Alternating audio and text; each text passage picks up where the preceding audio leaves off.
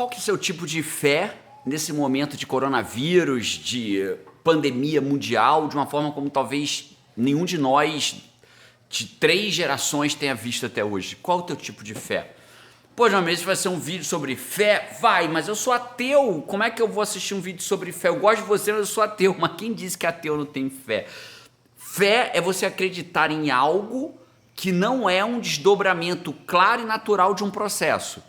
Entende? Então vamos lá. Morrer. Precisa ter fé para morrer? Não, você vai morrer de qualquer forma, é um processo. Tiago Brunet fala muito disso, né?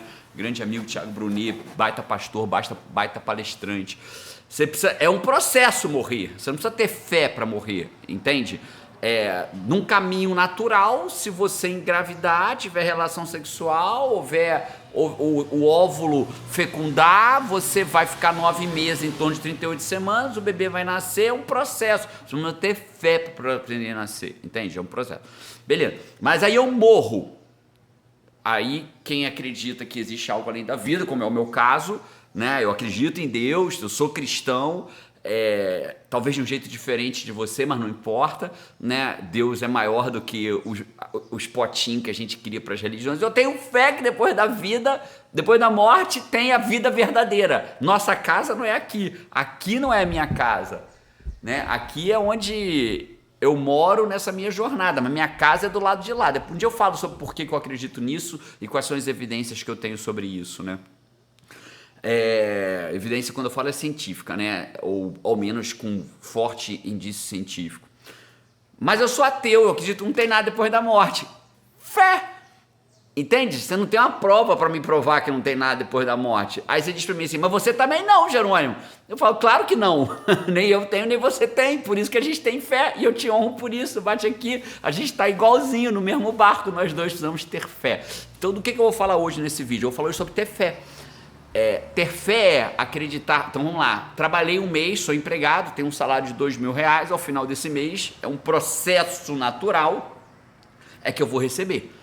Aí a empresa quebra e ela já não tem mais dinheiro para pagar todos os funcionários, aí já não é mais um processo, eu preciso ter fé que alguma coisa vai mudar, ou que alguma coisa vai ser diferente, ou que na hora que o chefe tomar a decisão, aí de repente já entra mais fé do que só o processo. Beleza, acho que já entendeu que fé é para todo mundo. E eu quero falar sobre fé nesse momento de coronavírus, de pandemia. Acho que todo mundo passou por esse processo, pelo menos eu passei, né? Isso é só uma gripinha. Gripe mata mais do que tá matando mais que o coronavírus. Gripe sempre mata mais do que... Eu passei por isso. Não me julgue por isso, tomara que você não me julgue por isso, né? Mas eu não falei isso publicamente, tenho responsabilidade por ser uma pessoa pública, mas aqui em casa as pessoas falam, não, tá tudo bem, gente, gripe mata mais que coronavírus. E a coisa foi crescendo na China, saiu da China, foi para a Europa, cresceu na Europa, começou a ter 100 mortes por dia na Itália, 200, 300, chegamos a 700 mortes ontem na Itália, em relação à gravação desse vídeo, acho que hoje é dia 22 de março, de 2020, tivemos mais de 700 mortes no mesmo dia, chegou no Brasil, pegou as primeiras pessoas, a vida continuou normal, de repente começou a ter quarentena, fecha shopping, fecha tudo, a rua está deserta, vivemos uma época como eu nunca tinha vivido em nenhuma época da minha vida, talvez nenhuma geração viva hoje viveu alguma coisa parecida com isso nos últimos tempos, né? Algumas pessoas falam que só a Segunda Grande Guerra Mundial, para quem estava lá no epicentro da guerra, lembra o que está acontecendo aqui. E eu queria falar sobre fé nesse momento. Tem uma passagem que Jesus estava passou o dia trabalhando, né? Trabalho de Jesus. Jesus trabalhou. Ele tinha um trabalho. Ele exercia a arte dele, a missão dele, o propósito dele existia. Ele passou o dia trabalhando e aí ele estava cansado e ele resolveu cruzar o Mar da Galileia, né? Nos meus estudos, o Mar da Galileia, ele tem de 14 a 20, ele tem 14 por 21 quilômetros, é meio um grande lagão assim, né? Mas 14 quilômetros por 21 quilômetros e ele queria cruzar para o lado de lá para descansar na margem do outro lado. E o Mar da Galileia tem uma característica, ele é 200 metros abaixo do nível do mar, e ele é meio como se fosse afundado assim, e por conta das montanhas, da posição, ele tem tempestades inesperadas. Não é aquela parada, pô, tá fechando o tempo, é uma parada de fechou e tem tempestade. E eles foram atravessar, e Jesus cansado, imagina, exausto, ele deitou no barquinho lá, botou uma almofadinha e dormiu. Jesus caiu no sono. No meio do que Jesus cai no sono, começa a tempestade. E ela começou leve, né? Não, tá tudo. Vai vendo. Começou leve, não, tá tudo bem, vai ficar tudo bem. Daqui a pouco a tempestade foi ficando mais severa, balançava a mar para um lado, para o outro, falava, bicho, a coisa tá ficando feia, bicho, eu acho que a gente pode morrer aqui. Jesus, pelo amor de Deus, acorda, olha a tempestade aí. Lembra um pouco o que a gente está passando, né? Não, é só uma gripinha. Eita, parece que é mais do que uma gripinha. Eita, tá morrendo gente pra caramba. Eita, isso pode chegar até a mim. Então a gente está vivendo mais ou menos esse cenário da tempestade. E aí, dentro dessa lógica, Jesus faz o quê? Levanta, acalma o mar, acalma a tempestade. Tem até algumas músicas, né, sobre o Jesus que acalma o mar e acalma a tempestade. E aí ele acalma o mar, acalma a tempestade, e é para esse lado, é para essa fé que as pessoas, para essa fé que normalmente as pessoas olham. Só que Jesus volta, e não sei se é porque acalma mais o coração, né? Dizer, não, Jesus acalmará a tempestade. Já já tudo estará em paz, Jesus acalmará a tempestade. Mas eu não vim aqui para falar disso, né? Eu não sou o cara que passa a mão na cabeça e dá tapinha nas costas. Eu sou o cara que dou voadora nas suas costas para você andar para frente. E na minha também. E peço para darem nas minhas costas, né? E não foi disso. Só que a passagem bíblica não para na hora que Jesus acalma a tempestade. Você vai lá, por exemplo, em Lucas 8, versículo 25. Jesus acalma a tempestade, depois volta e dá-lhe um esporro nos discípulos. E fala assim, cadê a vossa fé? Cadê a sua fé?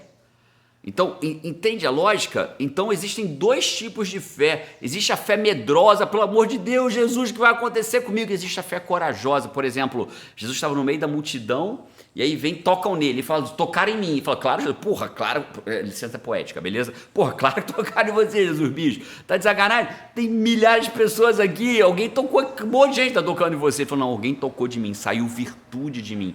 Uma mulher que tinha um fluxo de sangue há 12 anos, toca nele e se cura imediatamente. Historicamente falando, essa passagem está em praticamente todos os evangelhos da Bíblia, né? Toca nele e cura o fluxo de sangue daquela mulher. E ele fala, e ele não sabe quem está tocando, mas ele sente que alguém tocou nele e saiu virtude dele, né? Aquela é a fé corajosa, a fé que acredita que se tocar em Jesus, só o menor dos toques em Jesus já é o suficiente para a pessoa se curar. E tem a fé medrosa, a fé dos discípulos que naquele momento tiveram medo ao ponto de acordar, estavam do lado de Jesus e acordaram eles desesperados para que ele parasse a tempestade. Ele deu-lhes o esporro, cadê vossa fé? Então eu estou aqui nesse domingo ou nesse dia que você estiver vendo esse vídeo para perguntar qual vai ser o seu tipo de fé nesse momento. A gente não está nem perto do começo aqui no Brasil. Não estamos nem perto do começo. A coisa ainda vai piorar muito, segundo as autoridades. Ainda vão ter filas e filas em hospitais. Ainda vão ter pessoas morrendo porque não tem respirador por conta da doença. Mas a gente tem o poder de minimizar isso. A gente tem o poder de ter a fé corajosa e o processo para que isso minimize. Qual é a fé corajosa? É essa da mulher que toca em Jesus e fala, saiu virtude de mim. Essa tem que ser a nossa fé. Fé de que isso está acontecendo porque tem que acontecer. E o que a gente vai aprender com esse troço? Não adianta passar por essa merda toda, terminar lá e não aprender porra nenhuma. Não adianta, né? Qual foi a razão? O que a gente aprendeu com isso? Qual vai ser a nossa fé? E o segundo ponto, tem sim um processo onde eu posso interferir. Qual é o processo? Nossas 3 regras. Primeira regra, fique em casa, é assim que você se importa, é assim que você ajuda no processo e facilita a tua fé corajosa a concretizar, que é a doença minimizar e as pessoas não terem tanto impacto.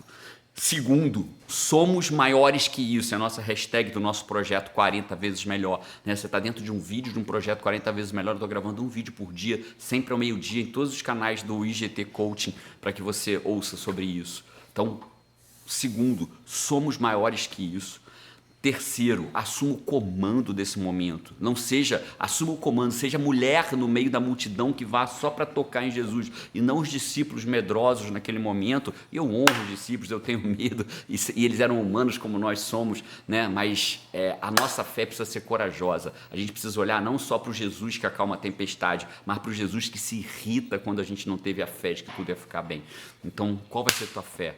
Que ela seja corajosa, assuma o comando, para que a gente no final disso tudo saia maior, mais forte, mais unido. Unido não como pessoa, não como família, não como prédio, não como bairro, não como cidade, não como estado, não como país. Unido como humanidade, porque para mim é esse o recado que a gente está tendo nesse momento. Como que a gente vai ser? Que horas que a gente deixa de ser brasileiro? Que horas que a gente deixa de ser flamenguista, corintiano? Que horas que a gente vira humano? Acho que essa é a grande mensagem. Um abraço para você, te vejo no vídeo de amanhã do nosso projeto. Hoje foi o vídeo 3, amanhã, meio-dia, para o vídeo 4. Um abraço, fé corajosa, cuida do processo e vamos!